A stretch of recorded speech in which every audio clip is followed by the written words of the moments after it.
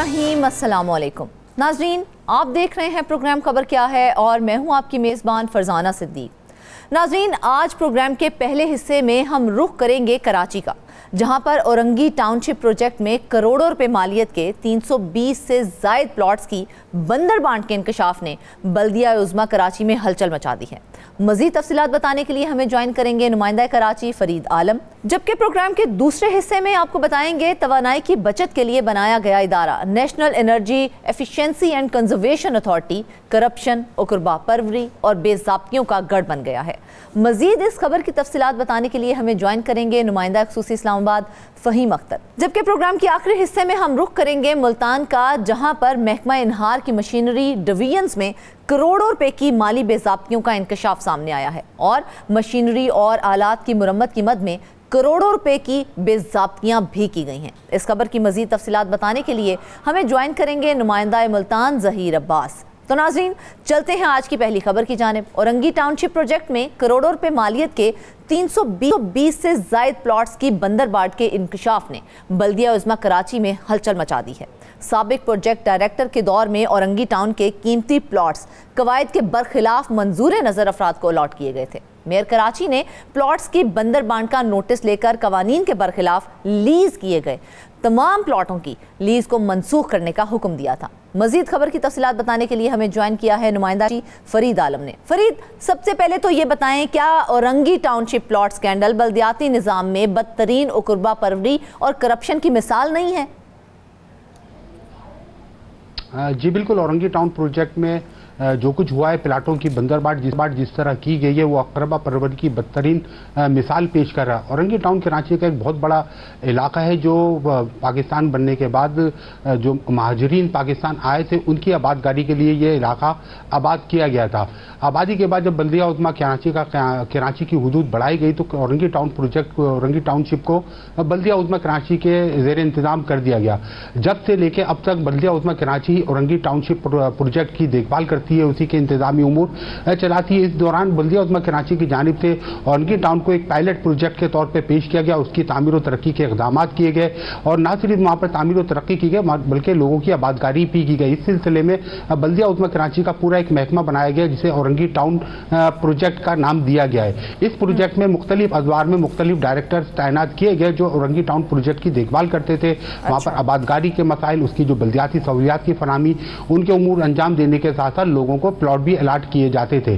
2011-12 के अंदर यहाँ पर एक डायरेक्टर को तैनात किया गया, उनकी एक सियासी पुष्पनाई भी थी, एक सियासी जमात से उनका बहुत गहरा ताल्लुक था, बहुत अहम उसके रुकन थे। उसकी वाबस्तगी की वजह से उनको यहाँ पर प्रोजेक्ट डायरेक्टर तैनात किया गया और वो अपनी रिटायरमेंट तक इसी जगह पर प्रोजेक्ट डायरेक्टर है। तकरीबन 7 से 8 साल वो इस जगह पर प्रोजेक्ट डायरेक्टर है और अपने उमूर अंजाम देते रहे।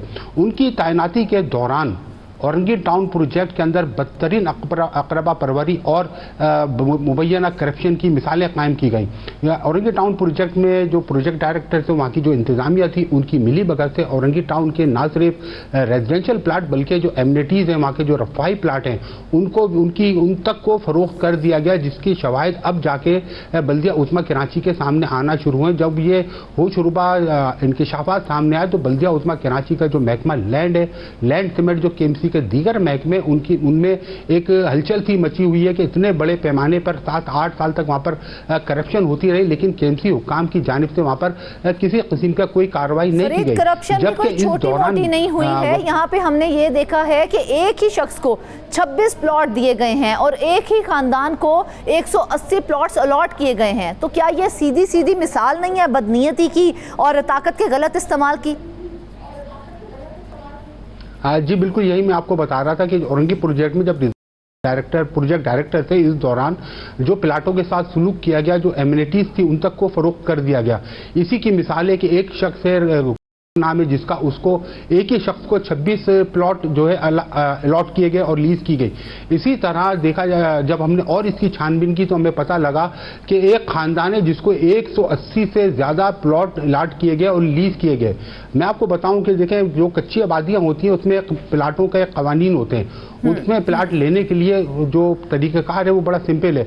उसको उस शख्स को वहाँ पर प्लॉट दिया जाता है या उस खानदान को कच्ची आबादियों में प्लाट दिया जाता है जो वहाँ पर पहले से कब्जा करके वहाँ पर रह रही है उसने वहाँ पर जो बिजली और पानी के और गैस के जो कनेक्शन उसने वहाँ पर लगा रखे हो, वो फिर वो दरख्वास्त देता है कि मैं फला कच्ची आबादी का रिहायशी हूँ, गुज़िश्ता 10-12 साल से यहाँ पर रहता हूँ, तो मुझे वो प्लॉट अलाट कर दिया जाए। जिसके बाद देखा जाए ये मामला काफी संगीन नौयत का है, तो इसकी डिटेल्स जानने के लिए हमने राब्ता किया है प्रोजेक्ट डायरेक्टर और टाउनशिप फैसल रिजवी साहब से, जो कि इस वक्त हमारे साथ मौजूद हैं। फैसल साहब, बहुत शुक्रिया आपके वक्त का। फैसल साहब, ये कहिएगा कि करप्शन की तो मिसाल ही नहीं मिल रही है इस प्रोजेक्ट के अंदर, क्या कहेंगे कि एक ही शख्स को देखा जाए 26 प्लॉट दिए गए हैं, एक ही खानदान को 180 प्लॉट अलॉट किए गए हैं, तो ये क्या मामला है?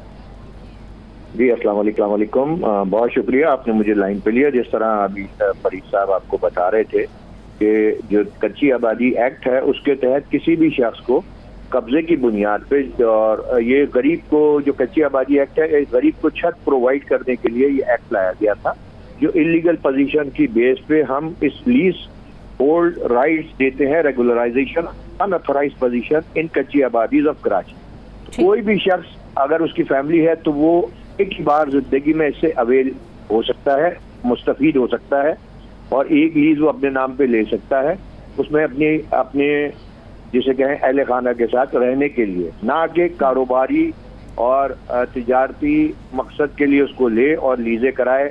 और एक नहीं, एक ही शख्स को यहाँ सैकड़ों, बल्कि ये तो 180 वो लीज बता रहे हैं फरीद साहब आपको, जो इस वक्त उनके नाम पे मौजूद हैं और हमने इन्वेस्टिगेट की, हमारे सामने आई हैं।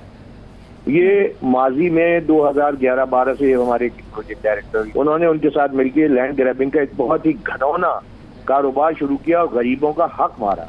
जिन गरीबों को यहाँ पे प्लॉट्स मिलने चाहिए थे, वो आबाद होने चाहिए थे यहाँ पे, उसके बजाय एक तिजारत का धंधा खोल दिया गया, एक लैंड ग्रैबिंग का बहुत बड़ा धंधा खोल दिया गया, और ये लैंड माफिया और उन सब के ताउन से यहाँ करोड़ों अरबों रुपए के फ्रॉड हुए, और उनको हजारों लीजें दी गई कि वो आगे बेचते रहे।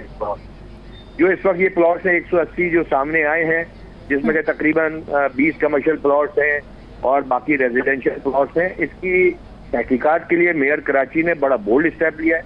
सिर्फ यही नहीं, उन्होंने बड़ी वाज़ेह हिदायत दी है कि बिला तफरीक, रंगो नस्ल, सियासी वाबस्तगी, फितरी वाबस्तगी, कोई कौमी। फैसल साहब, हमें भी ये बात पता चली थी कि मेयर कराची की जानिब से इस हवाले से अच्छा खासा नोटिस लिया गया था, लेकिन आप समझते हैं कि सिर्फ लीज मनसूख करना ही काफ़ी है, या जिम्मेदारों के खिलाफ तमाम मुकदमात भी दर्ज होने चाहिए और उनकी पकड़ाई होनी चाहिए? जी, मैं इसी सिलसिले में आपकी इस बात को आगे कंटिन्यू करते हुए बताऊं कि मेयर कराची की सिर्फ ये हिदायत नहीं है कि लीज कैंसिल हो, मेयर कराची की ये वाज़ेह हिदायत है कि इन सबको कानून के शिकंजे में लाया जाए। इनके खिलाफ इन्होंने यहाँ पे सिर्फ ऐसा नहीं है कि सिर्फ यही प्लॉट, बल्कि कमर्शियल प्लॉट्स वो भी दे दिए गए हैं जो कि ऑक्शन के बगैर नहीं दिए जा सकते।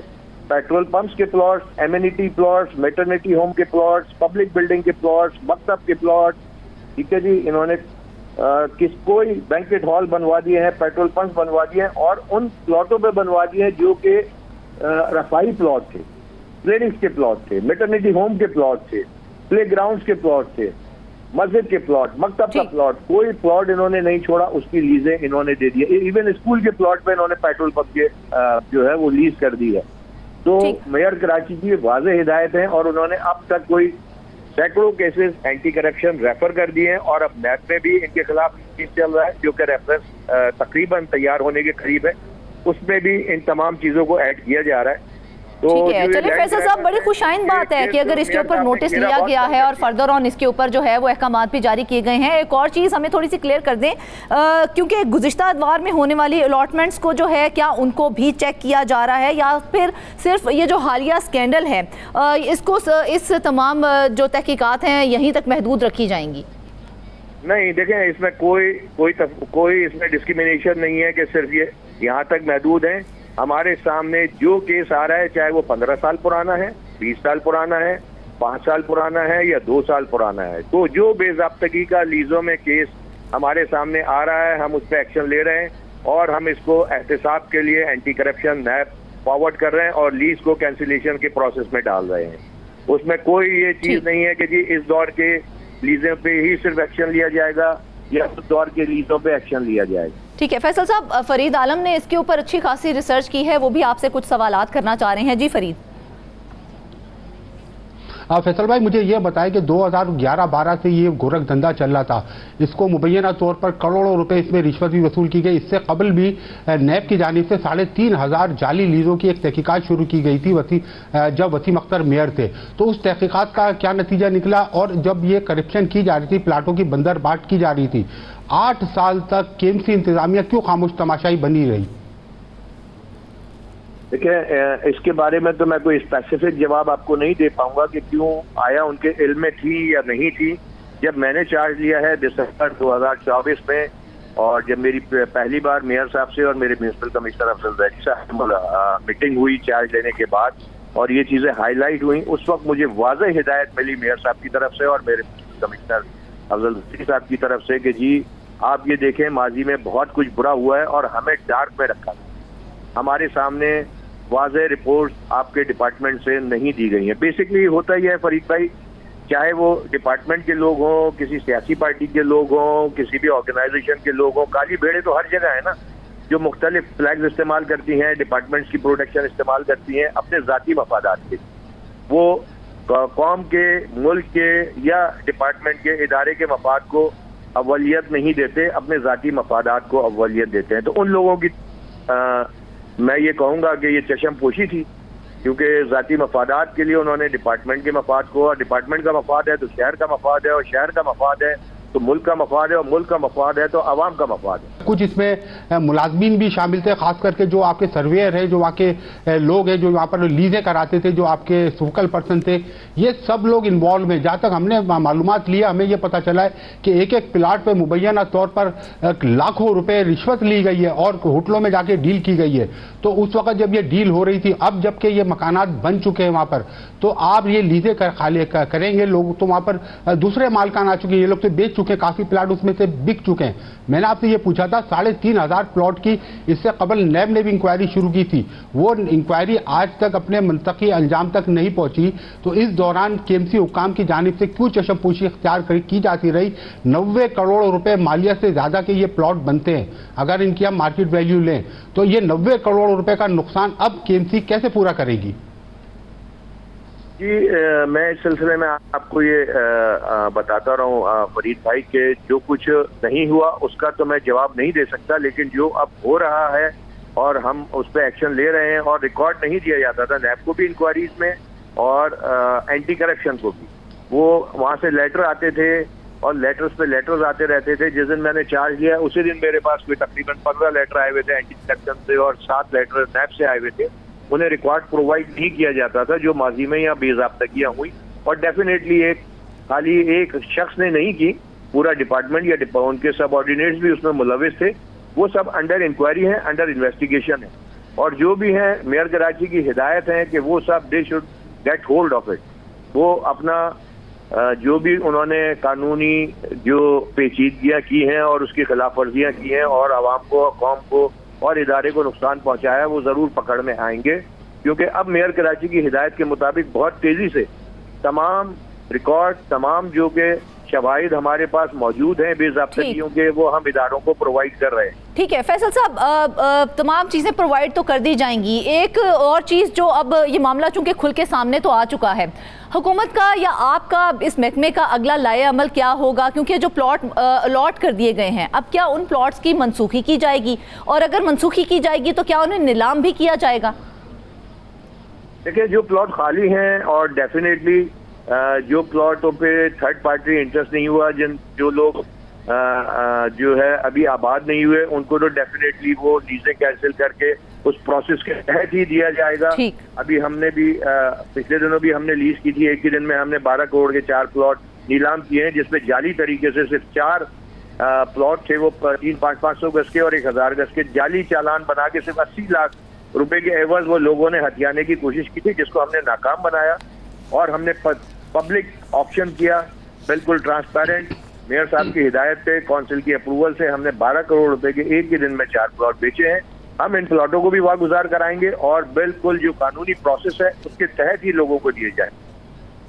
हमारे पास तो यहाँ तक जुल्म हुआ है कि जी जो एमिनिटी प्लॉट हैं, रफाई इदारों ने प्लॉट लेके उस पर दुकानें और नर्सरियां तक बनाई। ठीक। अच्छा फैसल साहब, चूंकि हम सवाल इसलिए करते हैं ताकि हमारी आवाम भी जान सके कि आखिर मामलात क्या चल रहे हैं, तो एक और चीज़ मैं आपसे पूछना चाह रही हूँ, ये मामला देखा जाए तो डीजी एंटी करप्शन को भेजा जा रहा है, मगर क्या आवाम को तहकीकात की टाइमलाइन और रिपोर्ट फराहम की जाएगी इस हवाले से?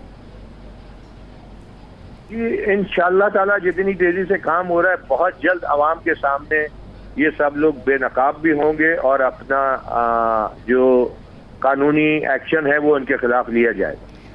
अच्छा, मुझे बस ये बताएं कि क्या होंगे कानून के। ठीक है, तो क्या केएमसी के अंदर एक खुद मुख्तार मॉनिटरिंग यूनिट बनाया जाएगा ताकि मुस्तकबिल में इस किस्म की जो करप्शन है उसे रोका जा सके? जी बिल्कुल, इस पे मेयर साहब जो है वो और म्युनिसिपल कमिश्नर साहब इस पे काम कर रहे हैं और एक बाकायदा कमेटी बनाई जाएगी जो विजिलेंस रखेगी इस तरह के मामलात में, ताकि कोई भी आने वाला शख्स उसको इतनी आज़ादी ना हो कि इतनी दीदा दिलेरी से इस तरह के मामलात को अंजाम दे पाए। अच्छा, एक आखिरी सवाल मैं आपसे करना चाह रही हूँ फैसल साहब, मुझे ये भी बता दें कि अगर साबित हो जाए कि किसी अफसर या सियासतदान ने गैर कानूनी तौर पे अलॉटमेंट की है, तो क्या उन्हें बरतरफ किया जाएगा या सज़ा दी जाएगी? जी, जो रिटायर हो चुके हैं बहरहाल वो कानून के शिकंजे में तो आएंगे, कानून से बालातर तो कोई नहीं है। रिटायरमेंट का ये मकसद नहीं है कि वो अपनी सजा से बच जाएंगे या कानून से बच जाएंगे। रिटायरमेंट के बाद भी he will be responsible what ever he did wrong, and जो सर्विस पे हैं डेफिनेटली उनके खिलाफ ईएनडी रूल्स के तहत और जो अगर करप्शन के जो चार्जेस हैं और अगर वो नैब के जुमरे में आए, नैब ऑर्डिनेंस के जुमरे में आए, तो उसके तहत उनके खिलाफ कार्रवाई बिल्कुल हो। मतलब अवाम ये पूरी उम्मीद रखें कि अब इन तमाम करप्ट अफसरान के खिलाफ शिकंजा भी कसा जाएगा और इन्हें पकड़ा भी जाएगा इंशाअल्लाह ताला। मेयर कराची इस मामले पे मैं बड़ा मुतासिर हूँ उनसे कि बड़े बहादुर आदमी हैं, बहुत ही ऑनेस्टी के साथ और बहुत ही जमा मर्दी के साथ। वो आपको पता है लैंड माफिया बहुत मजबूत माफिया होता है, उसके हाथ बहुत बड़े होते हैं, बहुत मजबूत माफिया है। लेकिन मेयर कराची, म्युनिसिपल कमिश्नर उनके सामने शीशा पिलाई दीवार की तरह खड़े हैं और उन्होंने ये इस बात का अज़म कर लिया है कि कराची में सरकार की जमीन किसी को एक गज भी कब्जा नहीं करने दी जाएगी और वागुजार कराई जाएगी। ये बड़े वाशगाफ अंदाज में मेयर कराची म्युनिसिपल कमिश्नर साहब ने कहा है और मुझे ये जिम्मेदारी दी गई है और मैं परवरदिगार से दुआ करता हूँ कि मैं उनके टीम का हिस्सा हूँ and I am proud of it कि उसमें उनका साथ दे सकूँ और हम अपने शहर, अपने मुल्क, अपने अवाम की और ख़ास तौर पे औरंगी टाउन की खिदमत कर सकें, क्योंकि औरंगी टाउन 40 लाख लोगों पे मुश्तमिल एशिया की सबसे बड़ी कच्ची आबादी है। बिल्कुल ऐसा ही है, बहुत सारी सहूलियात से महरूम कर दिया गया। बिल्कुल ऐसे ही है। चलें, जिस तरह से आप कह रहे हैं, हमारी दुआ है कि ये साफ और शफाफ तरीके से ये पूरा प्रोसेस मुकम्मल हो। बहुत शुक्रिया। फैसल रिजवी साहब हमारे साथ मौजूद थे, प्रोजेक्ट डायरेक्टर औरंगी टाउनशिप थे, आपने अपना वक्त दिया, बहुत शुक्रिया। फरीद, आपने भी फैसल साहब की सारी गुफ्तगू सुनी है, वो कह रहे हैं कि आने वाले वक्तों में तमाम मामला जो हैं वो काफ़ी शफाफ तरीके से होंगे और जिस तरह से मेयर कराची मुर्तज़ा वहाब साहब ने भी नोटिस ले लिया है, और आप क्या समझ रहे हैं, क्या वाकई अब मामलात कम्प्लीटली और सीधे तरीके से चलेंगे? जी बिल्कुल, मेयर कराची मुर्तज़ा वहाब की जानिब से तो कोशिश की जा रही है कि जो लैंड ग्रेबर्स हैं जिन्होंने औरंगी टाउन के कीमती प्लाटों पे कब्जा किया, जाली लीजें करवाए, गैर कानूनी तरीके से अलॉटमेंट कराई, इन सब को जो है शिकंजे में लाया जाए और औरंगी टाउन की ज़मीनों को के साथ साथ कराची की जो दीगर ज़मीन है उनको भी महफूज बनाया जाए। लेकिन यहाँ पर सबसे बड़ा मसला ये है कि जो लोग लैंड ग्रेबिंग में इन्वॉल्व हैं उनकी सियासी पुष्टपनाही है। जब तक इनकी सियासी पुष्टपनाही को ख़त्म नहीं किया जाएगा, किसी भी अथॉरिटी इसके लिए इन जैसे लैंड ग्रेबर्स के खिलाफ कार्रवाई करना इंतहाई मुश्किल काम होता है, क्योंकि ये अरसे दराज से ये काम कर रहा है और इतना इजी मनी है यहाँ पर इन पैसों में। कराची में जो छोटे छोटा प्लाट भी है वो 30-40 लाख रुपए का बिकता है। औरंगी टाउन के जिन प्लाटों की बात हो रही, जो रफाई प्लाट है, जो कमर्शियल प्लाट है जिन पर जाली तरीके से अलॉटमेंट की गई है, इनकी मालियत 90 करोड़ रुपए से जायद बताई जाती है। जब ये 90 करोड़ रुपए किसी एक पीडी ने अकेले नहीं खाए, ये जाली अलॉटमेंट में खाली पीडी इन्वॉल्व नहीं होता, इसके पीछे भी कड़ियां हैं। साबिक जो पीडी थे उनका ताल्लुक कराची की बहुत बड़ी सियासी जमात से था। जब उनको ओहदे से हटाया गया, उन्हीं की पार्टी के मेयर ने जब उनको ओहदे से हटाया तो उन्होंने उनकी जमात छोड़ने के बाद पाकिस्तान पीपल्स पार्टी ज्वाइन कर ली थी, ताकि सिर्फ इस लालच में कि वो पीडी औरंगी तैनात रह सके, लेकिन पीपल्स पार्टी ने उनको पोस्टिंग नहीं दी। इसी तरह अगर हम कराची के महल वक़ूफ़ की बात करें तो कराची के अंदर 350 से ज्यादा कच्ची आबादियां हैं जहां पर इसी तरीके से मिली भगत करके अलॉटमेंट की जा रही है। बिल्कुल ऐसे ही है, हमने देखा है फरीद के हर बार यही होता है, प्लॉट्स की बंदर बांट कर दी जाती है और बासर अफराद उसकी पुष्ट पनाही कर रहे होते हैं। लेकिन अब वक्त आ गया है कि इसका एहतसाब किया जाए, और जिस तरह से हमें प्रोजेक्ट डायरेक्टर फैसल साहब ने भी ये कहा कि आने वाले वक्तों में आपको शफाफियत भी दिखाई देगी, तो हमारी दुआ है कि हमें तमाम मामला जो हैं वो खुश उसलूबी से होते दिखाई देना। नाज़रीन वापस आएंगे एक ब्रेक के बाद।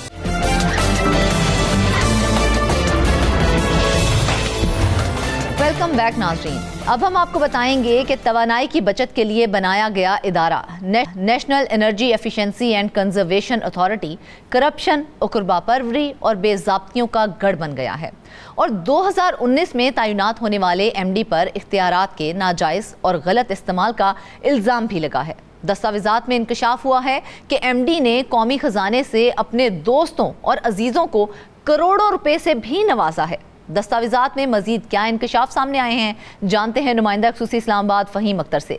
सबसे पहले ये बताएं कि ये इदारा national energy efficiency and conservation authority जो है, अगर देखा जाए जिसका मकसद तवानाई की बचत है, खुद बदउनवानी और उकरबा परवरी का शिकार है, तो ये मामला आखिर क्यों हुआ? बहुत शुक्रिया फरजाना। ये एक अहम इदारा है जिसका मकसद बनाने का ये था कि पाकिस्तान में एनर्जी ना सिर्फ उसकी बचत की जाएगी, उनको कंजर्व किया जाएगा और उसकी एफिशिएंसी बरकरार रखी जाएगी कि इसका कम इस्तेमाल हो, और इस कम इस्तेमाल के लिए जो पंखे हैं, बल्ब्स हैं, मशीन्स हैं या फिर जो मोटर्स हैं, उनके अंदर ये एक रेगुलेशंस लाएगा और एक सर्टिफिकेशंस जारी करेगा, जिसके बाद ये जो कंपनी बनाने वाले कंपनीज हैं वो इस मेयार के ऊपर अपना काम करेंगी। लेकिन बदकिस्मती से ये इदारा 2016 में तो बनाया गया, लेकिन तब से लेकर अब तक इसकी कोई एक सिंगल भी अचीवमेंट सामने नहीं आई, और जो डॉक्यूमेंट्स और तफसीलात सामने आई हैं उसके ज़िम्मेदार जो बताया जा रहा है वो एक शख्स हैं, वो जो एमडी इस वक्त हैं, ये जो इदारा है नीका, जिसका नाम जो है national energy efficiency and conservation authority है।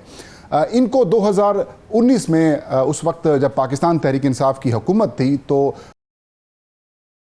वो यहाँ पर एमडी के तौर पर तैनात किया गया था, और तब से लेकर अब तक उन्होंने इस इदारे के अंदर अपनी यूँ कह सकते हैं कि काबिलियत ना होने की वजह से इस इदारे को इतना कमज़ोर बना दिया है कि ये इदारा अपनी एक सिंगल अचीवमेंट भी हासिल नहीं कर सका।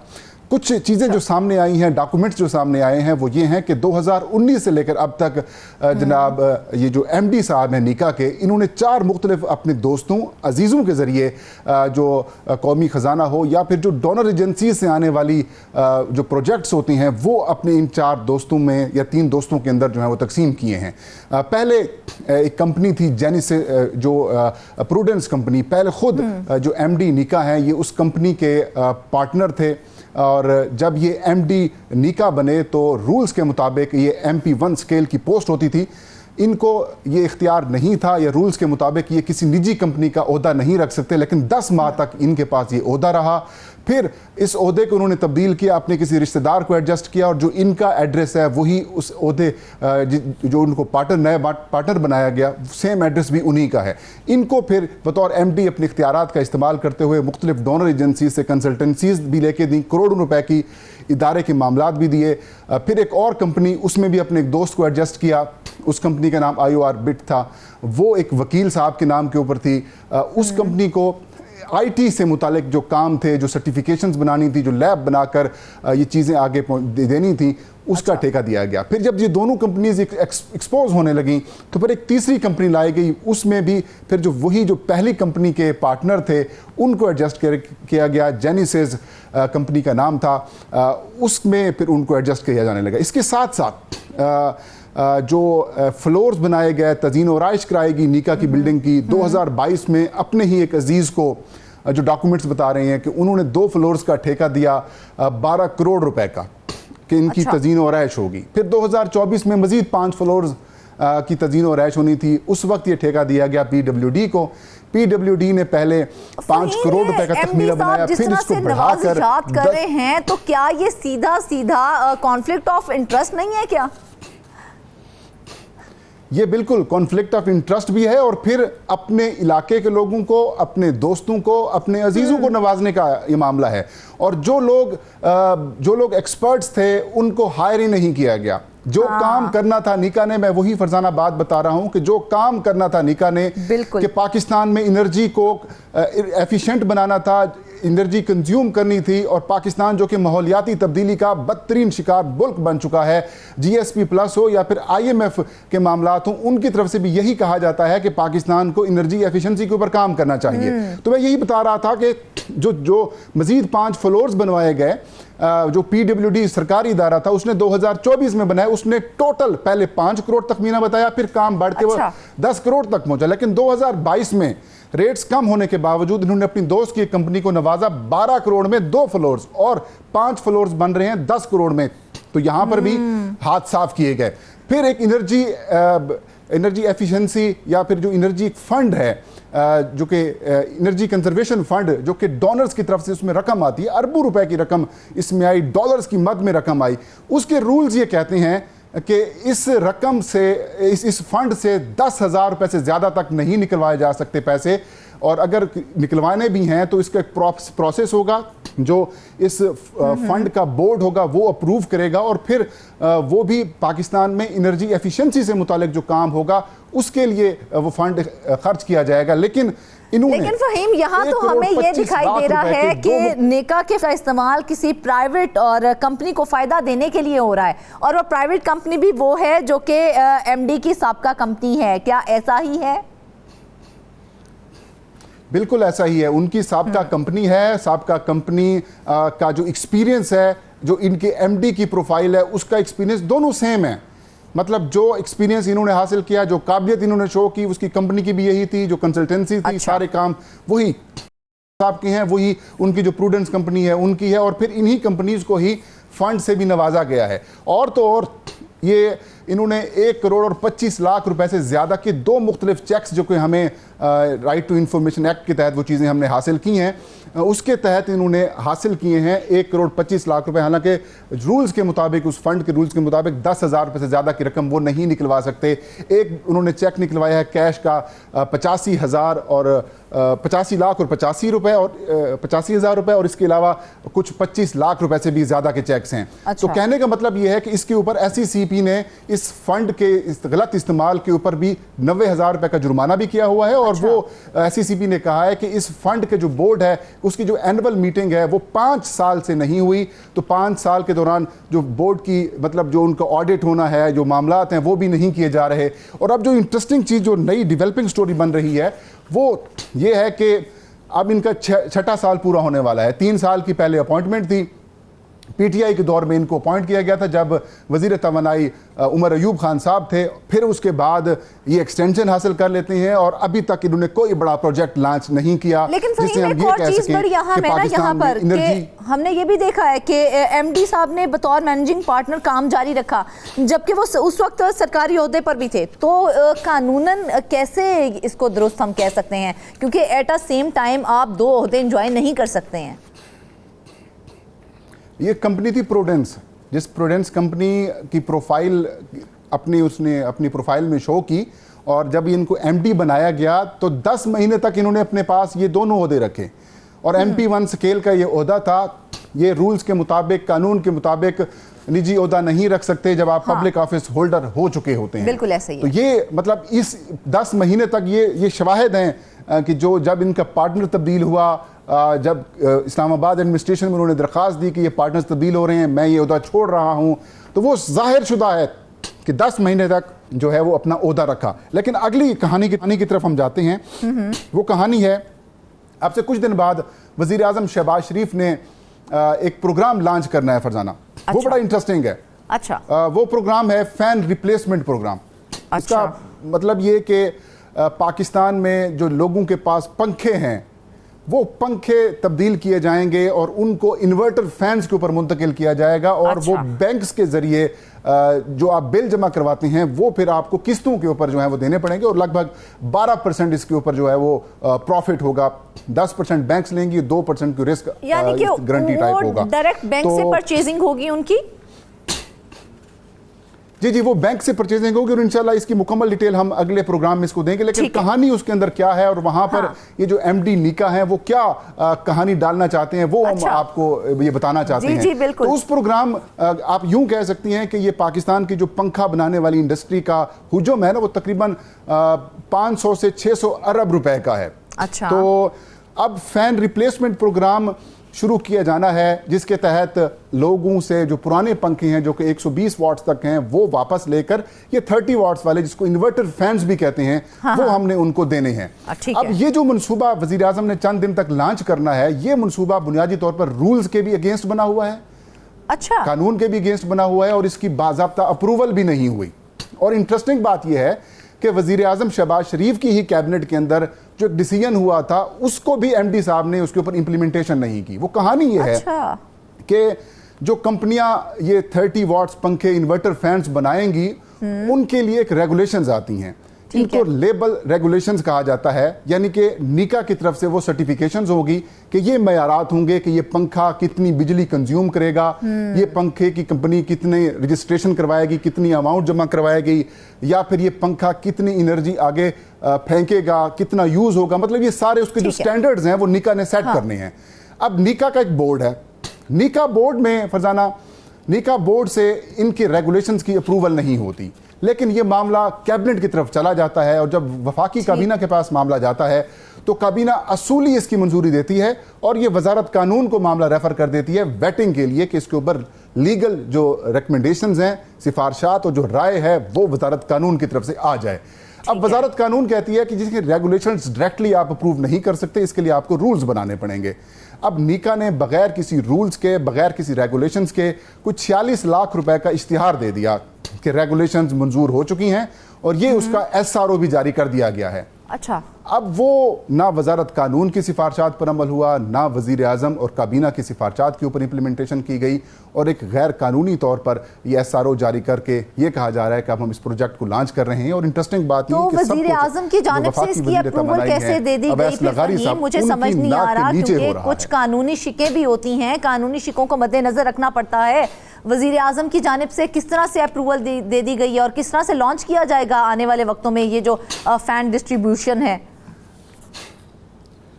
देखिए, मैं वही बता रहा हूं कि ये क्योंकि वजारत तवानाई के मातहत एक इदारा है और वजीर तवानाई जो कि अवैस लगारी साहब हैं बड़ी शाबाशें वसूल कर रहे हैं वजीर आजम शहबाज शरीफ से, लेकिन उन्हीं वजीर तवानाई अवैस लगारी की नाक के नीचे ये इदारे में सारा कुछ हो रहा है। और तो और जो मैन्युफैक्चरर्स हैं, फैन इलेक्ट्रिक एसोसिएशन, उनके खतूत भी उन्होंने भी वजीर तवानाई को भी ख़त लिखे हुए हैं, नीका को भी ख़त लिखे हुए हैं, उन्होंने मुख्तलिफ इदारों को भी ख़त लिखे हुए हैं कि ये जो रेगुलेशंस लॉन्च की जा रही हैं, लेबल रेगुलेशंस या सर्टिफिकेशंस दी जा रही हैं, या फिर ये जो रेगुलेशंस आगे हमें दिखाई जा रही हैं, इनको हम एक्सेप्ट नहीं करते, ये काबिल अमल नहीं है।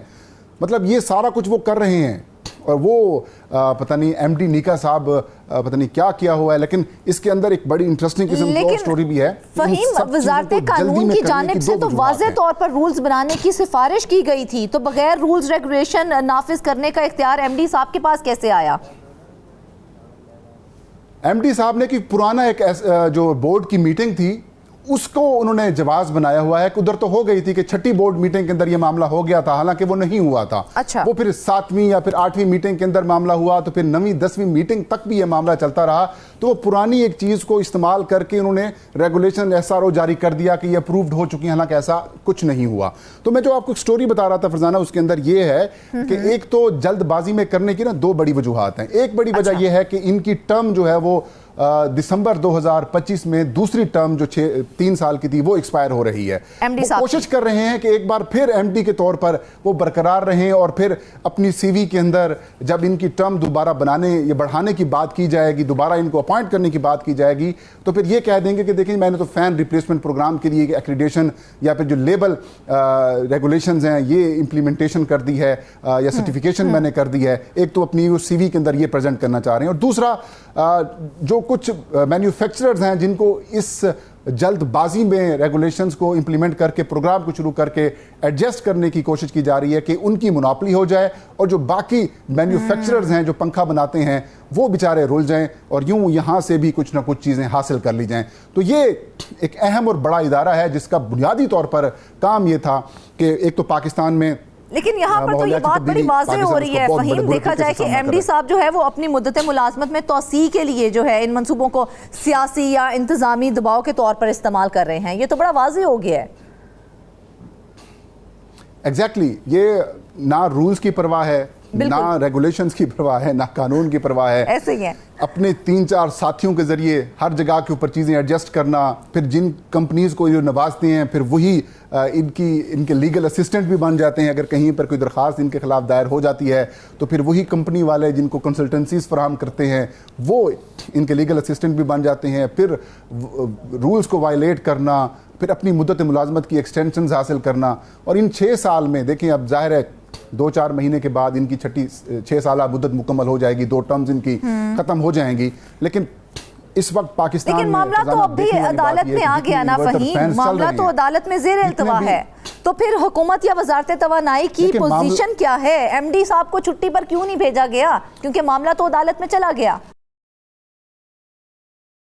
मामला अदालत में चला गया। अदालत एस्टैब्लिशमेंट डिवीजन की तरफ से कुछ कमेंट्स भी आए हैं इनकी अपॉइंटमेंट और कुछ इलीगल भर्तियों के ऊपर से मुतालिक मामला चल रहे हैं। बिल्कुल ऐसा ही है। लेकिन खुद इनकी तरफ से जवाब नहीं दिया जा रहा और मुतअद्दिद बार अब भी तकरीबन नेक्स्ट मंथ में इस सारे मामले की समाअत होनी है। लेकिन मैं जो बात बता रहा था फरजाना वो ये कि एक अहम इदारा है जिसका काम पाकिस्तान में माहौलियाती तब्दीली के लिए काम करना है, एनर्जी कंजर्वेशन के लिए काम करना है, इसकी एफिशिएंसी के लिए काम करना है। इस इदारे की अभी तक एक भी अचीवमेंट नहीं है। 2016 में एक्ट ऑफ पार्लियामेंट के जरिए इदारा बना, 2019 तक इस इदारे में एडिशनल सेक्रेटरी जो पावर डिवीजन के होते थे वो काम करते थे as a MD additional charge के तौर पर। 2019 से लेकर अब तक एक मुस्तकिल एमडी मौजूद हैं। उनकी अहलियत यह है कि 6 साल में एक बड़ा प्रोजेक्ट लॉन्च नहीं कर सके, कोई सर्टिफिकेशन जारी नहीं कर सके। और इस वक्त पाकिस्तान में जितने भी इन्वर्टर फैंस इस्तेमाल हो रहे हैं उनकी कोई सर्टिफिकेशन नहीं है, वो हुकूमत पाकिस्तान से सर्टिफाइड नहीं है और उनकी किसी किस्म की कोई अकाउंटेबिलिटी या फिर उनके ऊपर रेगुलेशंस नहीं हो सकती। और उसकी बड़ी रीज़न ये वो इदारे के एमडी हैं कि इन्होंने 6 साल में कुछ भी काम नहीं किया और मज़ीद एक्सटेंशन हासिल करने के लिए ये सारे रूल्स को वायलेट भी कर रहे हैं और उनको अपनी मर्जी के लिए इस्तेमाल भी कर रहे हैं। बिल्कुल फहीम, देखा जाए अगर तवानाई की बचत के लिए क्या इदारा खुद ही करप्शन का शिकार होगा और उसके अंदर इतनी बड़ी करप्शन होगी तो फिर किस तरह से अवाम को उसका फ़ायदा होगा और किस तरह से तवानाई की बचत होगी, ये सवाल आपके लिए छोड़े जा रहे हैं। वापस आएंगे एक ब्रेक के बाद। वेलकम बैक नाज़रीन। ब्रेक के बाद हम रुख करेंगे मुल्तान का, जहां के महकमा अनहार की मशीनरी डिवीजन्स में करोड़ों रुपए की माली बेज़ाब्तियों का इंकशाफ सामने आया है। मशीनरी और आलात की मुरम्मत की मद में करोड़ों रुपए की बेज़ाब्तियां भी की गई हैं, जबकि महकमा अनहार की मशीनरी डिवीजन मुल्तान करोड़ों रुपए से ज़ायद के मुरम्मती कामों का कोई रिकॉर्ड भी मौजूद नहीं है। मजीद जानते हैं नुमाइंदा मुल्तान ज़बा से। ज़हीर, सबसे पहले तो ये बताएं कि महकमा अनहार जैसे बुनियादी नौइयत के सरकारी इदारे में इतने बड़े पैमाने पर माली बेज़ाब्तियां की गई हैं, आखिर ये कैसे हो गई? जी फरजाना, शुक्रिया। सबसे पहले तो महकमा अनहार की बात कर लेते हैं कि महकमा अनहार पाकिस्तान के अहम तरीन सरकारी इदारों में इसका शुमार होता है। इसके अगर बुनियादी कामों का जायज़ा लिया जाए तो नहरी निज़ाम जो है उसकी बहाली, उसको चलाना, ये सारा महकमा अनहार की जिम्मेदारी है। आबी इंफ्रास्ट्रक्चर हमारा जो है उसकी तामीर व मुरम्मत का काम भी महकमा अनहार के ज़िम्मे है। इसी तरह पानी चोरी से रोकने के जो इक़दाम हैं, पानी की जो मुनसिफाना तकसीम है, ये भी महकमा अनहार की जिम्मेदारी है। अब इसकी मशीनरी डिवीजन जो है उसका काम भी ये है कि जब भी कोई सैलाबी सूरत हाल हो तो वहाँ पर मशीनरी के ज़रिए रेस्क्यू के इक़दाम उठाए जाएँ। दूसरी जानब जहाँ जहाँ बल सफाई करनी है तो साफदर उसमें भी मशीनरी का इस्तेमाल होना है। तो जो मशीनरी डिवीजन है बड़ी अहम डिवीजन है महकमा अनहार की, तो यहाँ पर मशीनरी की मुरम्मत के नाम पर भी बड़े पैमाने पर बेज़ाब्तियाँ ये पहली बार सामने नहीं आई। 4 साल पहले भी एक स्कैंडल जो है वो सामने आया था कि उसमें भी 5 करोड़ रुपए से ज़ायद की बेज़ाब्तियाँ मशीनरी की मुरम्मत के नाम पर, आलात की मुरम्मत के नाम पर की गई थी। अब ये मामला जो माली साल 2023-24 में सामने आया है तो इसमें भी सिर्फ मुल्तान डिवीजन की अगर बात की जाए महकमा अनहार की मशीनरी डिवीजन की, तो यहाँ पर 5 करोड़ 99 लाख रुपए जो है 6 करोड़ 99 लाख रुपए की माली बेज़ाब्तियाँ सामने आई हैं। ये सिर्फ मशीनरी की मुरम्मत और आलात की मुरम्मत की मद में सामने आई हैं। इस तरह अगर बात की जाए डीजी खान की, तो डीजी खान में भी बड़े पैमाने पर जो है वो बेज़ाब्तियां सामने आई हैं। इसी तरह सरगोदा की जो महकमा अनहार है तो वहां पर भी 85 लाख रुपए से ज्यादा की खुर्द-बुर्द जो है वो मशीनरी की मुरम्मत के नाम पर की गई है। तो मजमूई तौर पर जो इस करप्शन का हुजम है वो 7 करोड़ रुपए से जायद का है। 7 करोड़ 30 लाख रुपए की ये रकम बनती है, जिस पर महकमा अनहार के अफरान जो है उन्होंने हाथ साफ किए हैं। तो ये सिर्फ एक मशीनरी डिवीजन में जो होने वाली बेज़ाब्तियां हैं उसका हम आपको अहाता करके बता रहे हैं।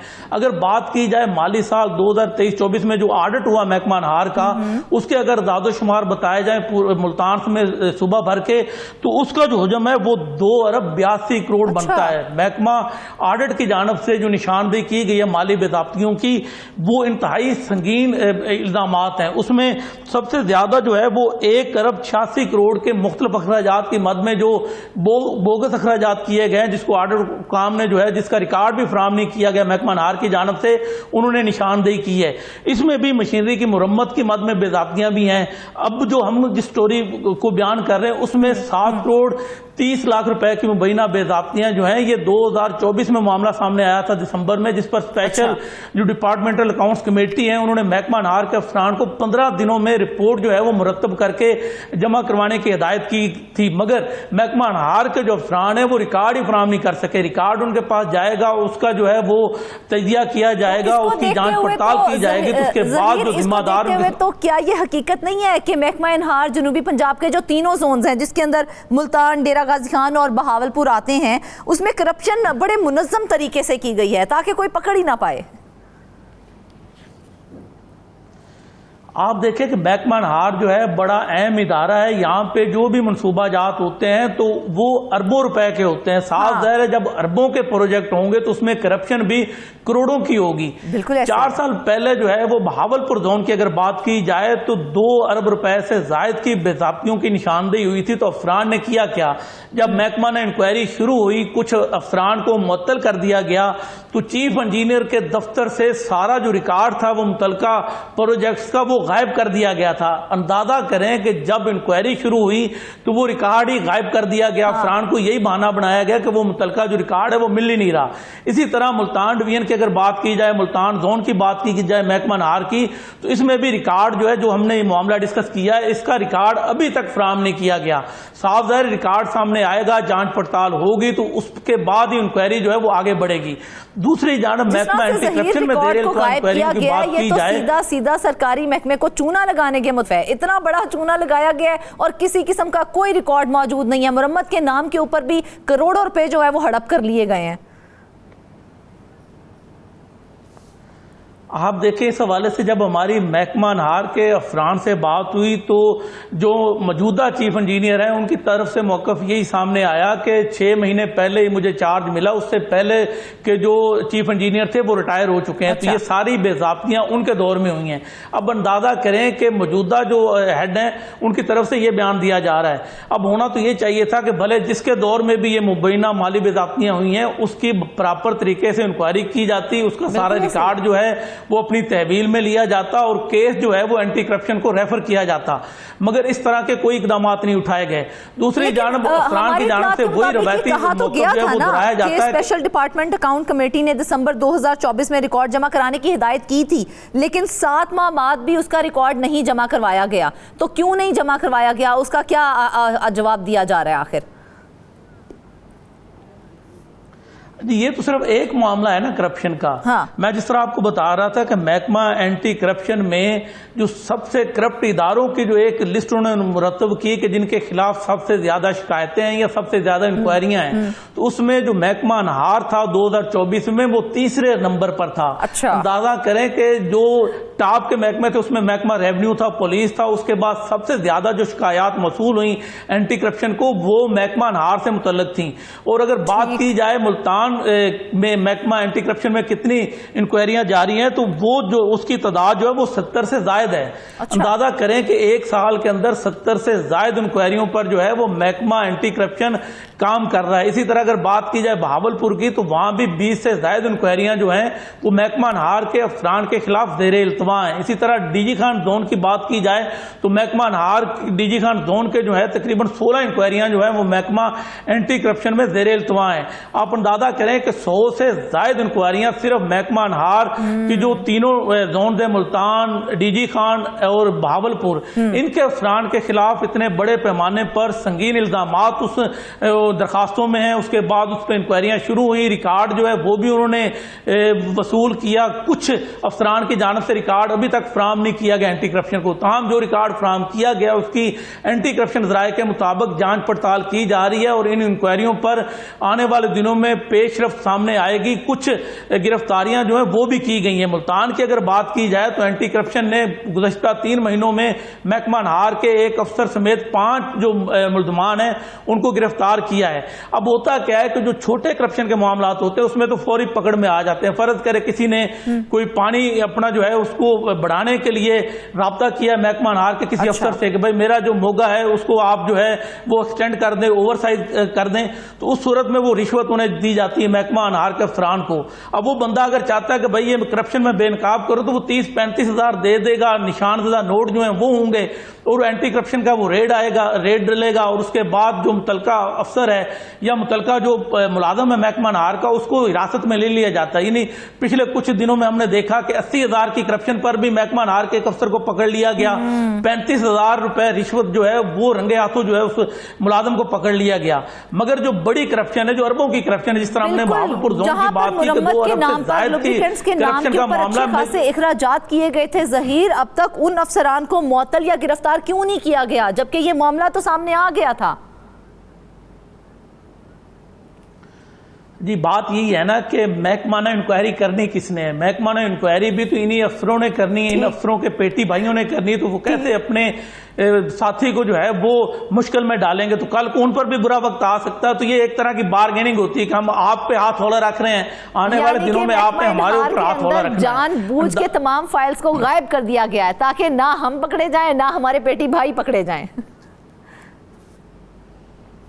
जी साफ जाहिर है, आप अंदाजा करें ना कि अरबों रुपए के जो प्रोजेक्ट्स हैं उनका रिकॉर्ड ही गायब कर दिया गया। तो इससे आप अंदाजा करें कि किस तरह की इंक्वायरियां जो है वो महकमाना होती हैं। दूसरी जानब जो महकमा अनहार के खिलाफ, अफसरान के खिलाफ एंटी करप्शन में इंक्वायरियां हैं उसमें से भी बात जो बड़े पैमाने पर जो इंक्वायरियां हैं, जो बड़ी करप्शन जो सामने आई थी, तो उनका ज्यादातर रिकॉर्ड जो है वो फराहम ही नहीं किया गया। अगर रिकॉर्ड फराहम किया जाएगा, उसकी जांच पड़ताल होगी तो नया पंडोरा बॉक्स जो है वो खुलेगा।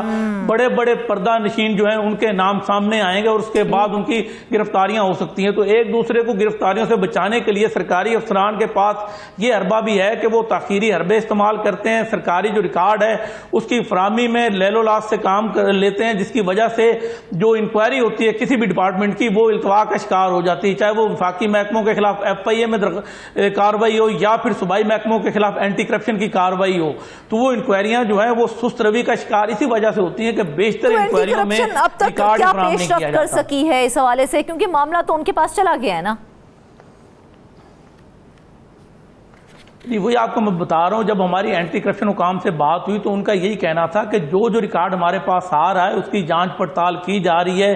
साफ ज़ाहिर रिकॉर्ड आएगा तो वो जो प्रोजेक्ट, जो इल्जामात हैं उन अफसरान पर कि इस प्रोजेक्ट में इस अफसर ने इतने घपले किए हैं, इसमें उसने चहीते ठेकेदार को नवाजने के लिए टेंडर अलॉटमेंट में जो है वो बेज़ाब्तियाँ की हैं, या फिर मशीनरी की मुरम्मत के नाम पर जो 2 नंबरियाँ की जा रही हैं, या फिर इंजन ऑयल की खरीदारी होगी, ग्रीस की खरीदारी होगी, दीगर जो लुब्रिकेंट्स हैं उसकी खरीदारी होगी, उसमें जो बेज़ाब्तियाँ हैं साफ ज़ाहिर है वो सारा रिकॉर्ड उसकी जांच पड़ताल की जाएगी। अगर उसमें उन्हें साबित हो गया कि भाई इसमें ये इतने बड़े पैमाने पर करप्शन की गई है तो उसके बाद गिरफ्तारियों का अमल जो है वो शुरू हो सकता है।